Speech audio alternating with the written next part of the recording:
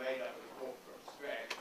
So I'm not even going to give you a title, but Fred is famous for working with testosterone and frailty, and also the big European study on testosterone. Thank you, John. Thank you for inviting me here to speak in Milan. As John said, that I managed to catch up with this talk, so do excuse any glitches that you might come across. Next, do I advance or do I? You say yes. Hang on. Can we go backward? Yes. So what I want to do is to concentrate today on the potential relationship between changes in testosterone and sarcopenia and frailty. And what I want to discuss are our data, which is from an observational study, the European male aging study, in relation to the frailty phenotype of 3, and probably I won't have time to look at the Rockwood frailty index, and then to discuss the interventional studies in which we use testosterone in a group of frail elderly men for 6 months. And then pulling these findings together, hopefully give you some thoughts which may help in studies or treatment of future. Next. So this is just to give me an opportunity to tell you about the 8-country prospective cohort study of general population men, of which we recruited 3,369, age 40 to 80, in which we follow up prospectively. This has been going on for the past 9 years. We've completed the baseline study, and most of the data I'm going to discuss will be from the baseline study, except for one slide. And we've just completed the follow-up phase, and we are busy analyzing the data at the moment. This recapitulates the earlier slide that David last showed you, which is the cross-sectional age-related decline in total testosterone and the steeper decline in free testosterone, with the compensatory rise in LH, and also the well-described increase in SHBG, which binds out testosterone, giving you this steeper decline in free testosterone. What we're interested in EMAS is to look at the potential consequences of these changes with regard to psychological function, cognitive function, sexual function, and also physical function, which is the focus of this talk. Next. So my graduate student, Matt O'Connor, has recently published a review on the relationship between testosterone, muscle performance, and frailty, both looking at longitudinal and cross-sectional observational studies and also interventional studies. And without showing you all the data, this is our conclusion. So in other words, the relationship with EMAS is consistent, increase, as most of you will know. The relationship between testosterone change and muscle strength has been consistent in both observational and interventional studies. With function, that relationship is even weaker. And then with frailty, we've only started to look at that in the past 7 years or so. And most of the data are relatively weak, showing either no relationship or very weak relationship to some components of frailty. Next. So, and the effects of testosterone on muscle strength and physical function, as well as the clinical outcomes, particularly the quality of life, in frail, elderly, hypothetical men currently unknown until 2 studies published the last year. Next slide, please. So, like a lot of other workers, we have in EMAS adapted the 3 phenotype criteria using the same 5 criteria, but using a 50-foot walk as a measure of slowness. And instead of using DIA or DEXA, we use an anthropometric surrogate, which is mid-upper arm circumference minus the skin fold thickness. Exhaustions are questions in SF36 and DDI. Low activity is from the Rubens pace score, and also weakness based on chair strength. Next. And the frailty and pre-frailty is as described by the according to the criteria. And just very quickly show you the prevalence of these individual components of the frailty phenotype. You can see that the commonest ones are low activity, which is slowness. Next slide, please. And this is the age-related change. You can see that the steepest increases in slowness and activity, and as somebody said yesterday, exhaustion is the most non-specific feature, and you can see that the change with age is actually not particularly dramatic. Next slide. So this will be the prevalence of frailty in the whole cohort, and you'll see that we have a relatively young cohort, and it's not until after the age of 70, 75 that you see an appreciable prevalence of certainly frailty. Next slide. So this shows you the fully adjusted regression model of the different hormones against a change or a worsening of the frailty stages across from robust and pre-frail to frail. And you can see that total testosterone is not significantly, or low total testosterone is not significantly related to frailty, but free testosterone is, but increasing LH and FSH and also increasing SHBG are related to frailty stages. Next slide, please. I apologize for these symbols, which somehow enlarge themselves. And these are the same hormones against the 5 different free criteria. You can see that low activity and weakness are not significantly related to any of the 5 hormones, but for free T, sarcopenia as measured by mid-upper arm circumference and exhaustion, or low free T is associated with sarcopenia and exhaustion, and high LH and FSH, and high SHBG, and also high estradiol are related either to slowness, sarcopenia, or exhaustion. Next. And this is the only longitudinal data slide I'm going to show you. We just analyzed these data in a very preliminary way. And this shows you, according to the frail, pre-frail criteria, the survival estimates after 4.5 years of follow-up. And you can see that in the frail group, the survival rate is less than 75%. And this is the Cox's hazard ratio shown here with 95% confidence interval, twofold with pre-frail and nearly 5-fold with frail. Next slide. So,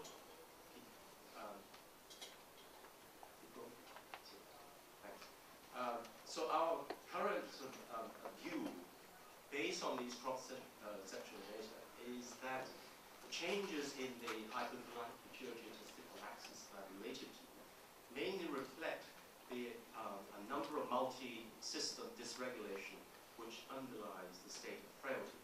And the increase in gonadotropins and also the increase in SHBG may be a marker, a biomarker of this disruption. But at the same time, because there is diminished low free testosterone, this may contribute to some of the elements, particularly the sarcopenic elements of frailty. Next. So we now jump onto the interventional side of the study. This is a study that was sponsored by Shearing and Frailty from France, and the study was published in JCM last year.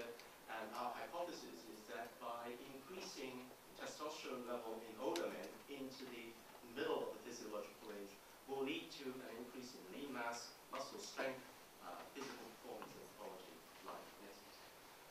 And this is a randomized, double-blind, placebo-controlled parallel group in frail elderly men. And from our preliminary investigations, we determined that the best endpoint would be the isometric knee extension peak torque. And we were looking for around a 10% improvement, which is above that of the sort of clinically important threshold. And to detect that difference at 5% level, we needed a minimum of 115 participants in each group, both the control and the placebo. And to allow for a dropout of 13%, we wanted to, or we needed to recruit 130 people in each arm, in other words, 260 participants. Next. And yeah, that's right. So the primary endpoint, as I said, is the isometric and isokinetic knee peak torque extension done in a Cybex time long term with twitch interpolation to make sure that we reach the maximum contraction.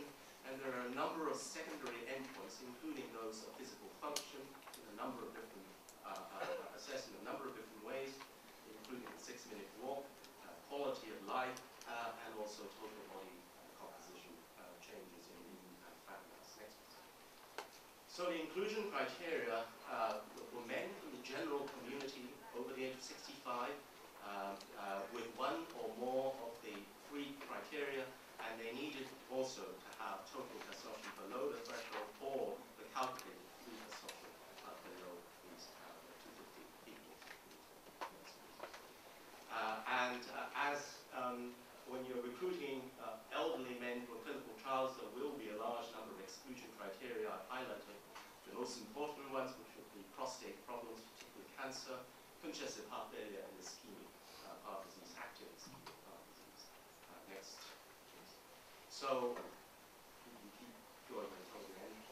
This is just to illustrate a point that came out earlier, is that it is pretty challenging to recruit frail men from the community because they're not referred to hospitals. You can't just go to the hospital and recruit.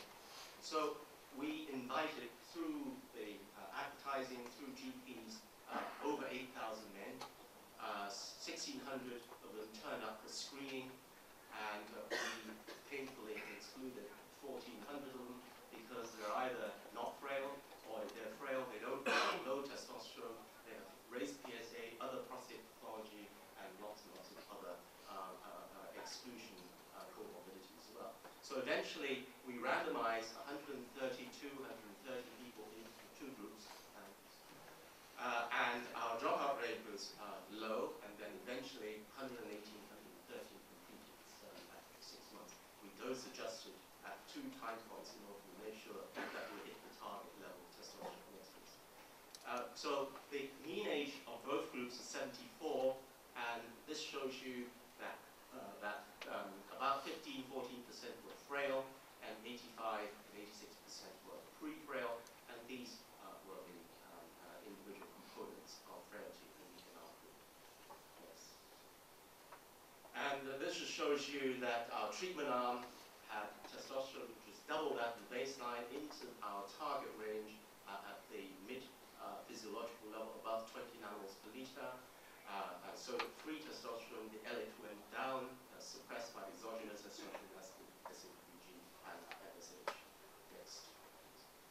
So the lean mass increased. Now all the results I showed you are adjusted mean difference between baseline and the end of treatment 6-month result, adjusted for baseline testosterone and also for the baseline frailty index. So there's an increase at 6 months of 1.2 kilograms of lean mass by DEXA, and to mirror that, a drop in nearly 1 kilogram of fat mass. Next. So these are the primary endpoints, and the only parameter that reached statistical significance, although all the peak torque of the at the knee, both isometric and kinetic, all showed an improvement, but only one reached significance, and this showed a 6.2% increase in the isometric extension peak torque, which amounted to about 4.7 newton meters. Next. Amongst the whole host of physical function tests, we could not detect statistical significance in the primary analysis, but when we did a sub-analysis in people over the age of 75 and those with more than or 2 or more frailty criteria, which forms a substantial number of our subjects, we were able to demonstrate statistically significant improvement in the 6-minute walk and also in performance of daily activity. Next. And this shows you the improvement in the aging male symptomatic scale, and you see a decline in the treated group in the sexual subscale and also in the physical somatic subscale, and in the SF36 you see a summary score increase in physical score and also a mental score, improvement in both physical and mental function subjectively. So adverse effects is obviously important. This just summarizes the individual serious adverse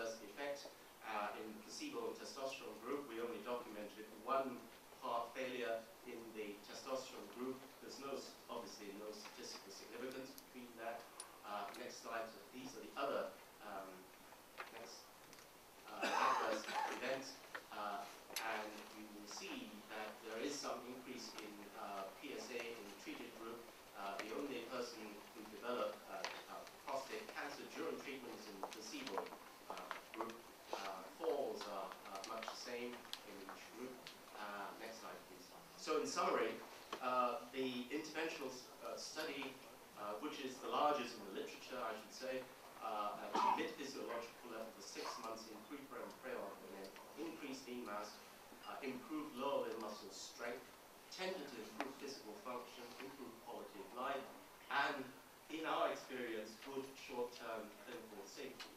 But 3 months later, in the New England Journal of Medicine, next slide please, our good friends and colleagues in Boston produced this paper, which was exactly the same, and I'll show you some comparison. Virtually an identical trial, and it was discontinued early by the DSMB because of a divergence in cardiovascular events. My original slide became unavailable at Central Station, so I couldn't show you the divergence. But the Safety Monitoring Board did stop the trial after, I think, about 6 months. Next slide. And here, I just wanted to show you the comparison. Basically, we used the 3 criteria, and Charlie used the Guranix SPPB. Their group had more comorbidity, and also the control and the treated group were not exactly matched, but the testosterone threshold is much the same. Importantly, they used double dose of testosterone that we did. This is the double, this is twice the recommended physiological replacement. And this is an important point because there is a perception, which is probably correct, that to increase muscle function and muscle mass consistently, you need to use a high dose, high physiological or super physiological dose of testosterone. Next slide, please. And the Boston study increased body mass, improved leg press, lower leg strength, like we did, and there was some improvement in the loaded, but not in the unloaded chair bucket. Next slide, please. So the implications, if you just go right down. Okay, I am. The implications of these studies would be that the frailty criteria, we think, is probably a suitable way to recruit men, but the recruitment is a key challenge. It's screening failure to find the right people to include, and importantly, we need to exclude men with ischemic heart disease. And also, the safety has now become a major concern, particularly with increasing high doses, which would be believed is necessary to give the therapeutic response. So the options would be, next slide please, that we have to consider probably a multimodal approach. Rather than just relying on androgens, testosterone, SARMs on its own, we probably need to use the effects of exercise in combination with testosterone or SARMs, reduce the dose or restrict the dose of these agents, and hopefully we can combine the different mechanisms of muscle stimulus in this sort of bimodal or multimodal approach. Next slide, please. I will go over that. So this is just to show you that there are